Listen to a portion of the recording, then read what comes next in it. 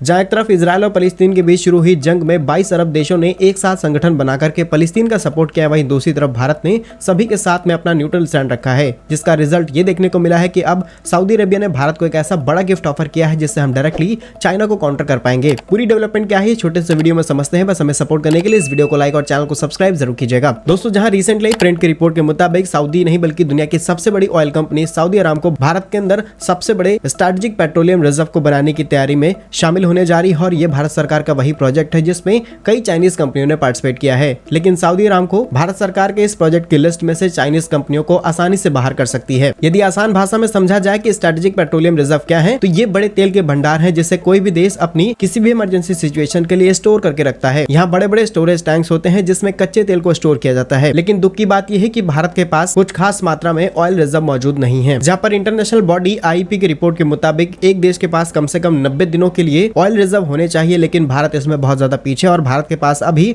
9 से 15 दिनों के ही ऑयल रिजर्व मौजूद है। और इसी समस्या के निवारण के लिए साल 2021 में केंद्र सरकार ने 2 नए स्ट्रेटेजिक पेट्रोलियम रिजर्व को बनाने की तैयारी को मंजूरी दी थी, जिसमें पहला ओडिशा के चांदीखोल और दूसरा कर्नाटक के पांडुर में सेटअप किया जाएगा। और ये सारे प्रोजेक्ट पीपीपी यानी कि पब्लिक प्राइवेट पार्टनरशिप के तहत ही तैयार किए जाएंगे। अभी भारत के pass on an average 5.53 million oil reserve करने की कैपेसिटी है, जिसमें 3 बड़े प्लांट्स हैं। पहला प्लांट विशाखापट्टनम में है जिसके पास 1.33 मिलियन मेट्रिक टन की कैपेसिटी है, दूसरा है मैंगलोर जिसके पास 1.5 टन, और तीसरा है पांडुर में जिसके पास 2.5 मिलियन टन कैपेसिटी है। लेकिन ये पर्याप्त मात्रा में ऑयल रिजर्व नहीं है, और इन्हीं चीजों के निवारण के लिए कुछ समय पहले भी भारत सरकार ने स्ट्रेटेजिक पेट्रोलियम रिजर्व बनाने के लिए कई कंपनियों को भारत में इन्वाइट किया था, जिसमें हम करीब 6.5 मिलियन मेट्रिक टन अपनी कैपेसिटी को और ज्यादा इंक्रीज करने वाले थे, जिसमें बड़ी बड़ी कंपनी जैसे कि British Petroleum, PetroCanada, Hyundai, Gulf Energy, Glencore, Shell जैसी कंपनियों ने पार्टिसिपेट किया। लेकिन अब इस लिस्ट में दुनिया की सबसे बड़ी कंपनी सऊदी अरामको भी पार्टिसिपेट कर रही है। और अगर हम रिसेंट डेवलपमेंट की बात करें तो कुछ समय पहले ही Abu Dhabi National Oil Company ने